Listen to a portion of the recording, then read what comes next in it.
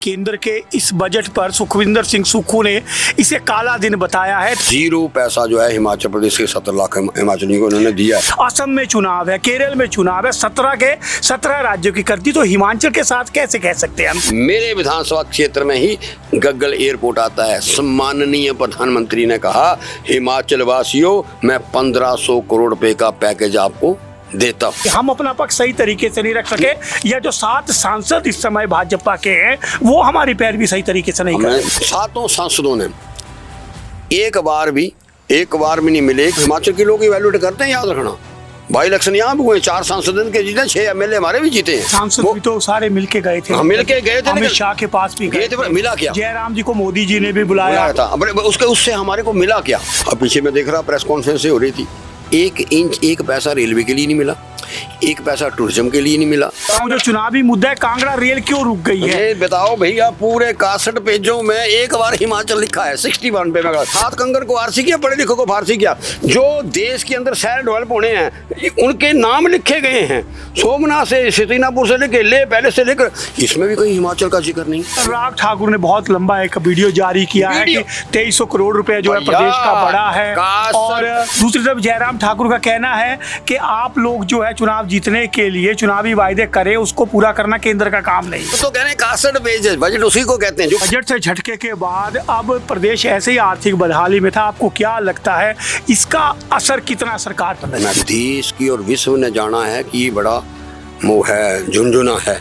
अब माननीय मुख्यमंत्री महोदय ने जो है 8 तारीख को कैबिनेट की बैठक बुलाई है। आयुर्वेदिक IIM बनाने की बात हो रही है, फिर बायो फार्मा पर बात हो, फार्मा इंडस्ट्री आयुर्वेदिक की। आपको नहीं लगता है इसमें संभावना है हिमाचल की? अगर तो अभी पैदा हुआ है, मेरे बेटे का मैं क्या नाम रखूंगा वो तो गवर्नमेंट कैबिनेट में डिसाइड है। बोल के गई हमारी रिक्वेस्ट है। 1500 करोड़ रुपया छापा है, ब्रेकिंग न्यूज आई है, हमने नहीं कहा है। 5 लाख रोजगार का वादा था आपका, 1500 हर महिला को देने का वादा था आपका, 300 यूनिट मुफ्त बिजली का। ये सब वायदे 2 साल चुनाव के लिए रह गए। आप इनकी डबल इंजन की सरकार थी, हमारी सिंगल इंजन की सरकार है। केदारनाथ के अंदर हादसा होता है, वहाँ माननीय होम मिनिस्टर जाके आते हैं, भरमौर के शिव जी को नहीं मानते हैं ना। नमस्कार, आप देख रहे हैं ब्लैक एंड व्हाइट ब्रॉडकास्ट और मैं हूं पंकज पंडित। इन दिनों केंद्र का बजट आया और केंद्र की बजट से हिमाचल की सियासत कहीं ना कहीं हिलती नजर आ रही है।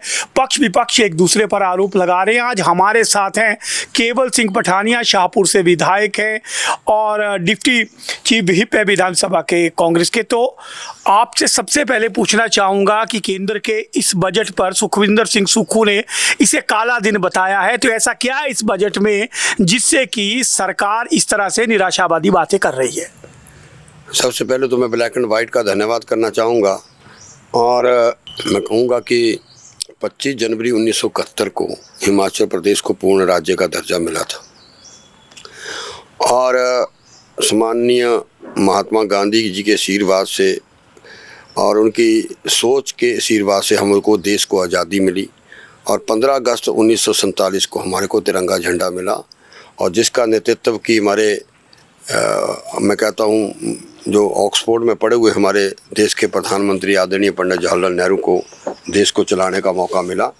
तो 47 से लेकर 71 के बीच में जो पहाड़ी राज्य की लड़ाई जो है हमारे हिमाचल प्रदेश के निर्माता डॉक्टर YS परमार ने लड़ी और उस समय भी मैं क्योंकि हिमाचल की बजट की बात और जो अन्याय की बात है उसके मैं पहले बैकग्राउंड पे जाना चाहता हूँ।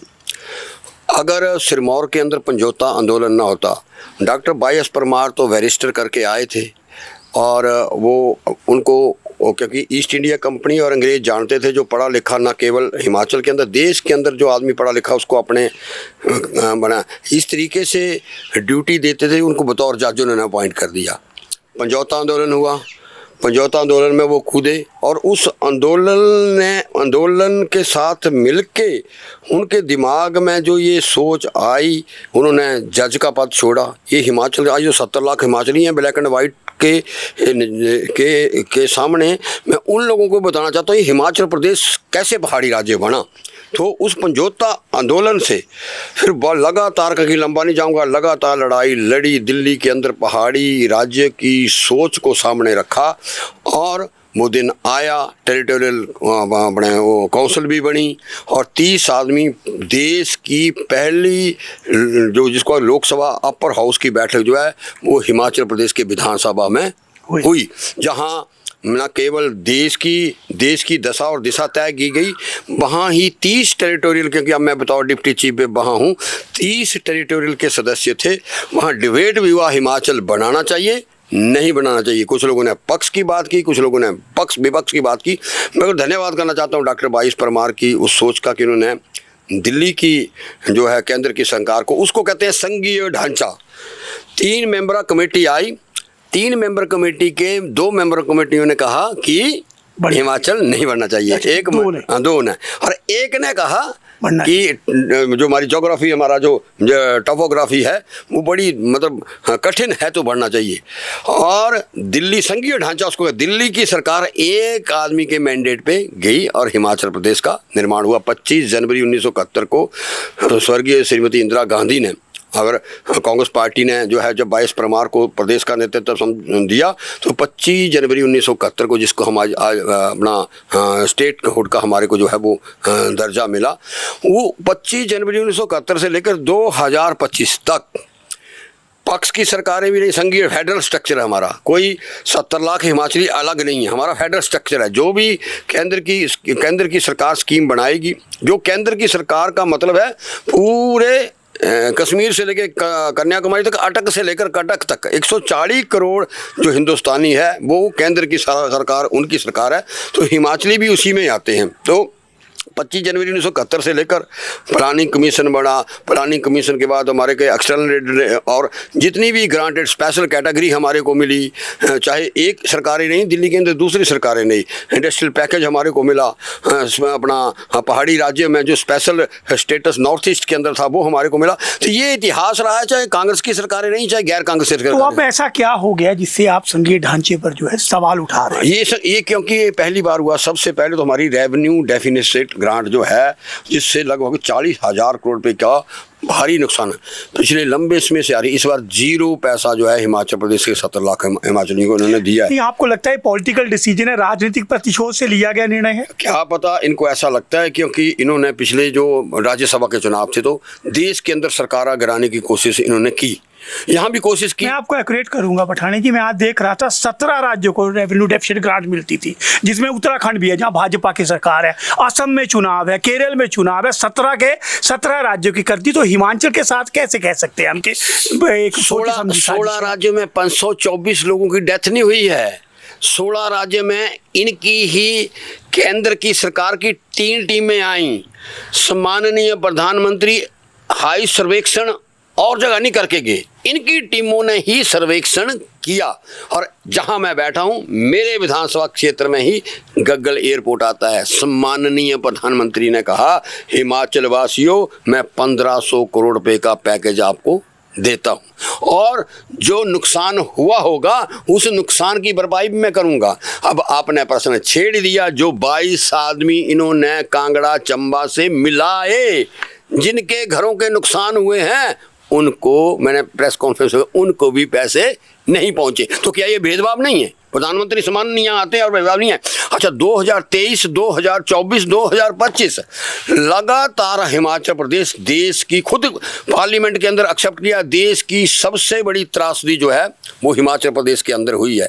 तो हम कहाँ तो सम्माननीय प्रधानमंत्री 1500 करोड़ रुपए की बात कर रहे थे, कहाँ स्पेशल पैकेज की बात कर रहे थे। पक्ष विपक्ष ने 68 एमएलओ ने 2 बार कांगड़ा के विधानसभा जब होती है धर्मशाला के अंदर, तो वहाँ भी और शिमला के अंदर भी जब हमने स्पेशल पैकेज की बात पार्टी से ऊपर उठ के जो है दोनों पार्टियों ने बात की कि हिमाचल प्रदेश के हिमाचलियों का नुकसान हुआ है और उसकी जो है उसका स्पेशल कैटेगरी मारे। तो ये जो आप कह रहे हैं दूसरे प्रदेशों में नहीं हुआ है जो नुकसान हमारे प्रदेश में। आपको क्या लगता है, मैं देख रहा था 3000 करोड़ रुपया हमें अब आपदा के लिए मिलता था, वो भी 250 कुछ करोड़, उसमें भी 350 करोड़ की कटौती की है। तो आपको क्या लगता है कि हम अपना पक्ष सही तरीके से नहीं रख सके, या जो 7 सांसद इस समय भाजपा के हैं वो हमारी पैरवी सही तरीके से नहीं कर रहे? मैं जहाँ तक मुख्यमंत्री ठाकुर सुखविंदर सिंह सुक्खू की बात है, ये पहला मुख्यमंत्री का जो आपदा के बाद लगातार प्रधानमंत्री, होम मिनिस्टर, सरफेस ट्रांसपोर्ट, जहाँ जहाँ जो नुकसान हुआ, पर्यावरण मंत्री, जहाँ जहाँ वो बात उनके साथ पक्ष रखने की बात तो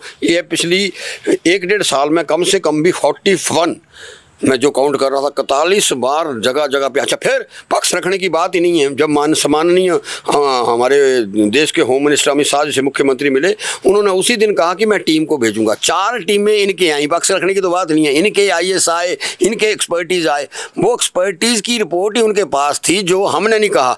जो देश की टीम ने कहा कि 20,000 करोड़ रुपये का इनका नुकसान हुआ है, तो उस पर हम चाहते थे कि उसके ऊपर जो है, हमारे ऊपर जो है बड़ा भारी रेवेन्यू डेफिसिट ग्रांट का जो है वो हुआ है। ना केवल ये हुआ, आप छोड़ो परिणाम, 7 सांसदों ने एक बार भी नहीं मिले कि ये नुकसान हमारे इलाका, और हिमाचल के लोग इवैल्यूएट करते हैं, याद रखना। बाई इलेक्शन यहाँ भी हुए, 4 सांसद के जीते, 6 MLA हमारे भी जीते हैं, हम 40 के 40 पहुंचे हैं। हिमाचल के लोग बड़े बड़े पढ़े लिखे हैं, सांसद भी तो सारे मिलके गए थे। मिलके गए थे, अमित शाह के पास भी गए थे। मिला क्या? जयराम जी को मोदी जी ने भी बुलाया था। उससे हमारे को मिला क्या? हम तो अब 70 लाख हिमाचली, तो ये मैं थोड़ी एक्सपेक्ट कर रहा हूँ, या हमारी सरकार 70 लाख हिमाचली ये एक्सपेक्ट कर रहा था कि हमारे को ये जो इतना बड़ा नुकसान हुआ, कोई ना कोई पैसा हमारे को मिलेगा। ना केवल ये, अब पीछे में देख रहा प्रेस कॉन्फ्रेंस हो रही थी, 1 इंच 1 पैसा रेलवे के लिए नहीं मिला, 1 पैसा टूरिज्म के लिए नहीं मिला।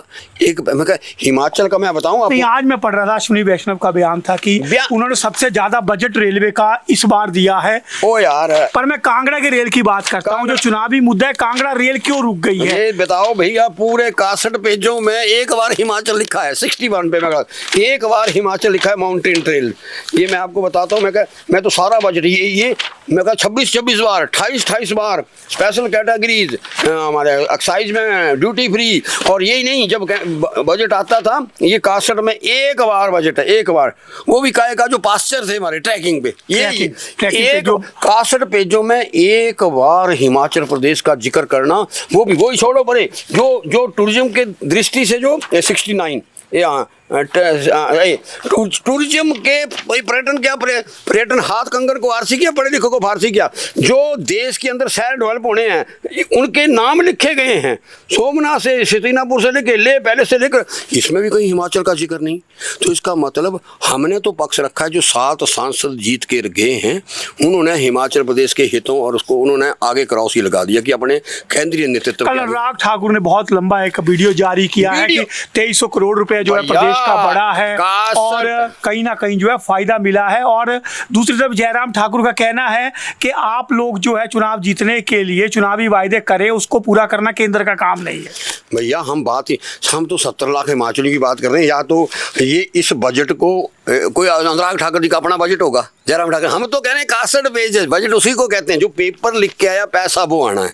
मैं जो कहूँगा उसका नहीं, मुख्यमंत्री मार्च में बजट रखेंगे, जो पेपर वो जारी करेंगे बजट वो होगा। मेरे कहने का जो ऑफिशियल डॉक्यूमेंट है, ये देखो 26-27 का ऑफिशियल डॉक्यूमेंट है, एक ही बार हिमाचल का उसमें, और वो भी पर्यटन के क्षेत्र में वैष्णव का बढ़ रहा हूँ, इसमें नाम ही नहीं हमारे। ये बताइए, बजट से झटके के बाद अब प्रदेश ऐसे ही आर्थिक बदहाली में था, आपको क्या लगता है इसका असर कितना सरकार पर? मैं कहता हूँ सरकार पे तो असर पड़ेगा ही, क्योंकि अब मैं कहता हूँ क्या कहते, आपने देखा जैसे ही बजट हुआ शाम को सारी मार्केट क्रैक हुई। इसका मतलब हमने नहीं, देश की और विश्व ने जाना है कि ये बड़ा वो है, झुनझुना है, तभी मार्केट जो है पूरी क्रैक होगी, बिल्कुल डाउन आ गई।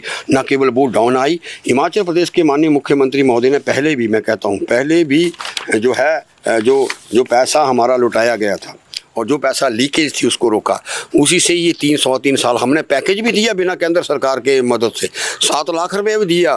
कुल्लू, मनाली, कांगड़ा, चंबा के अंदर हमने भरमौर में इतनी बड़ी त्रासदी हुई, हमने उन रोडों को खोला भी है। तो अब जो हमारी तो एक्सपेक्टेशन ये थी कि ये पैसा आएगा और इस पैसे से जो है मैं कहता हूँ बुनियादी ढांचे को हम दोबारा ठीक करेंगे। लेकिन अब माननीय मुख्यमंत्री महोदय ने जो है 8 तारीख को कैबिनेट की बैठक बुलाई है कि आगे की रणनीति, क्योंकि कैबिनेट और मुख्यमंत्री तय करेंगे। तो अब उसको किस तरीके से जो इतना बड़ा झटका लगा है, हम तो चाह रहे थे कि रेवेन्यू डेफिसिट ग्रांट आएगी तो नेचुरली सरकार चाहेगी। कुछ कर्मचारियों के ड्यू था, कुछ पेंशनर का ड्यू था, कुछ और जो लोगों का नुकसान हुआ था उसको मुख्यमंत्री चाहते थे कि अप्रैल मई के, इसलिए बार बार वो कहते थे। लेकिन केंद्र की सरकार ने जो है, मैं कहता हूँ हिमाचल काला दिन, बिल्कुल हिमाचल के लिए इतिहास में आज दिन तक ऐसा बजट कभी नहीं आया। मैं उदाहरण दूँ, जिस जिले में मैं बैठा हूँ बजट उसको कहते हैं हिमाचल। IIM आया, मनमोहन सिंह ने कहा, सेंट्रल यूनिवर्सिटी आई, एम्स आया है, कोई कहीं है हवाई अड्डे को पैसा आया कोई? 1 रुपये का पैसा नहीं आया। 1300 करोड़ रुपए में धन्यवाद करना चाहता हूँ। उसके बाद 1325 करोड़ रुपया मुख्यमंत्री ने जो कुप्रबंधन था, जो पैसा लीक होता था, उससे कमा के जो है आज हवाई अड्डे की बात उन्होंने की। और हम तो चाहते थे, केंद्रीय उड्डयन मंत्री से मिले भी थे, इस हवाई अड्डे पे पर्यटन की दृष्टि से आप इनके सांसद बोलते रहते हैं, भैया बोलते हो तो अब 1.5-2 साल हो गया, वो पैसा कहीं ना कहीं किसी स्कीम में हिमाचल के लिए बता दो, एक भी स्कीम हो, एक भी स्कीम हो, 7 सांसद। मुझे लगता है कि इसमें जैसे एक बात हो रही है, IIM बनाने की बात हो रही है, आयुर्वेदिक IIM बनाने की बात हो रही है, फिर बायो फार्मा पर बात हो, फार्मा इंडस्ट्री आयुर्वेदिक की, आपको नहीं लगता है इसमें संभावना है हिमाचल की? अगर हम प्रॉपर तरीके से तरफ तो आप लोग प्रदेशों के नाम लिख रहे हो, नहीं, ये चार जो एम्स खुलने हैं आयुर्वेदिक या फार्मा जो तो अभी पैदा हुआ है। मेरे बेटे का मैं क्या नाम रखूंगा, वो तो गवर्नमेंट विल डिसाइड है। सांसदों में तो पर्यटन की दृष्टि के, रेलवे का मैं देख रहा था, सांसद का 1 रुपया रेलवे का कहीं मेंशन नहीं, और प्रदेशों के मेंशन हैं, नॉर्थ ईस्ट के मेंशन हैं। तो इसका मतलब कहीं ना कहीं वो पक्ष रखने, और उन्होंने हिमाचल के साथ कुठाराघात किया। और मैं कहता हूँ कुल मिलाकर ये जो है वे बिल्कुल जो है, और अभी भी हम देवी देवताओं की धरती में बैठते हैं, ये दिल्ली की सरकार को सद्बुद्धि दे। अब जब इन्होंने फाइनल इसकी अप्रूवल देनी, अभी भी एक्सपेक्ट कर रहे हैं कि भैया 70 लाख हिमाचलियों को भी हिंदुस्तानी समझो, और जो हमारी रेवेन्यू डेफिसिट ग्रांट आपने रोकी है उसको आप बहाल करो। और हिमाचल प्रदेश में जो खासकर आप बोल के गए, हमारी रिक्वेस्ट है, 1500 करोड़ रुपया छापा है, ब्रेकिंग न्यूज आई है, हमने नहीं कहा है, सामान्य उस पैसे को तो रिलीज कर दो, लोग ये इंतजार कर रहे हैं। आखिरी सवाल मेरा कि 5 लाख रोजगार का वादा था आपका, 1500 हर महिला को देने का वादा था आपका, 300 यूनिट मुफ्त बिजली का, ये सब वायदे 2 साल चुनाव के लिए रह गए। आपको क्या लगता है जनता को इन वादों को पूरा कर पाएगी कांग्रेस? जहां तक 10 में से 7 वादे हमने पूरे किए हैं। अब केंद्र की सरकार सोच रही है कि हम जो है इनके ऊपर कोई ना कोई यहाँ अंक, लेकिन हिमाचल की जनता अच्छी तरीके से जानती है। वादों को लेकर मुख्यमंत्री ने चरणबद्ध तरीके से पूरा करने की हमने बात कही है। सरकारी और गैर सरकारी, भारतीय जनता पार्टी की जब डबल इंजन की सरकार रही है, 3 साल के अंदर इनसे हमने 3 गुना ज़्यादा सरकारी नौकरियां दी हैं। और जहां प्राइवेट हम नौकरियों की बात करें तो इनसे हमने डबल, जो विधानसभा में मुख्यमंत्री ने जवाब भी दिया, डबल नौकरियां दी हैं। इनकी डबल इंजन की सरकार थी, हमारी सिंगल इंजन की सरकार है। इनसे ज़्यादा नौकरियां हम दें, इनसे ज़्यादा रोजगार के अवसर हम क्रिएट करें, इनसे ज़्यादा पेपर बेचने का काम हम रोकें, SSB और कमीशन का क्या हाल था आप जानते हैं, वो रोकें। तो इन सारी चीज़ों को हिमाचली इवेल्युएट कर रहा है। और ये क्या सोचते हैं कि हम जो है पैसा रोक कर, ये हिमाचल पढ़ा लिखा प्रदेश है, हिमाचल, और खासकर ये देवी देवताओं की ये धरती है। मैं विधानसभा के अंदर आपको कहा था, वो केदारनाथ के अंदर हादसा होता है, वहाँ माननीय होम मिनिस्टर जाके आते हैं, भरमौर के शिव जी को नहीं मानते हैं ना, भरमौर में हादसा हुआ। देवताओं में भेदभाव है आपका कहना है? नहीं, देवताओं नहीं है, इनकी सोच में हिमाचल को नहीं समझते हैं, हिमाचल को अपना नहीं समझते हैं। बात अब देवताओं की है। हिमाचल को उत्तराखंड से सीधी फ्लाइट आनी थी, वहाँ भी लोग फंसे हुए थे।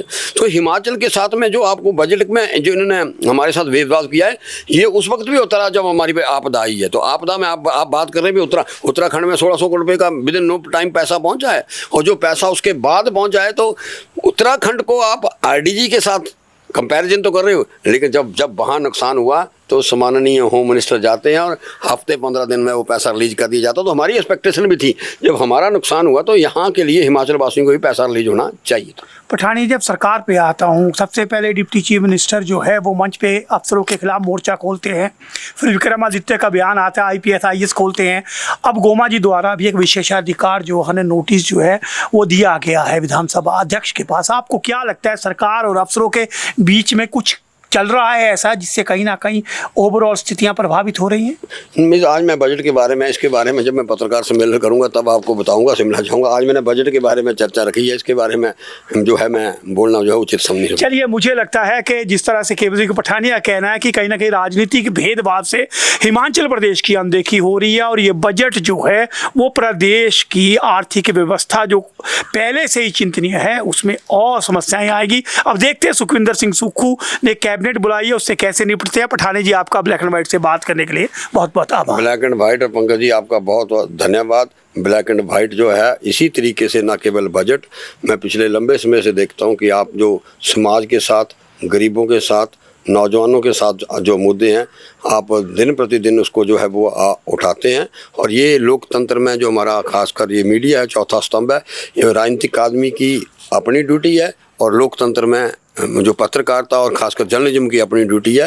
तो ये सारा समन्वय है और ये सारा इसलिए बनाया गया, चाहे एग्जीक्यूटिव भी है, इसलिए बनाया गया कुल मिलाकर 70 लाख हिमाचलियों को रिलीफ मिले हमारे चारों, चाहे वो जुडिशरी है, चाहे वो एग्जेक्टिव है, चाहे हम चुने हुए प्रतिनिधि हैं, चाहे चौथा स्तंभ हो। तो हमारी सबके इसके लिए मैं आपका धन्यवाद करना चाहता हूँ और खासकर विशेषकर आप कांगड़ा का जो है ध्यान रखते हैं, इसके लिए आपका बहुत बहुत धन्यवाद। धन्यवाद। शिमला होटल, घर के बाहर घर जैसा अपनापन। अपने वेकेशंस को सुनहरी यादों में पिरोएं शिमला होटल के साथ। राजसी वैभव और राजस्थानी आव भगत जो देगी आपको एक रॉयल फील। हिमाचल वासियों के लिए जयपुर में ठहरने का अपना hotel Shimla hotel. Heritage above 1, हवा महल रोड, चांदी की टकसाल, जयपुर।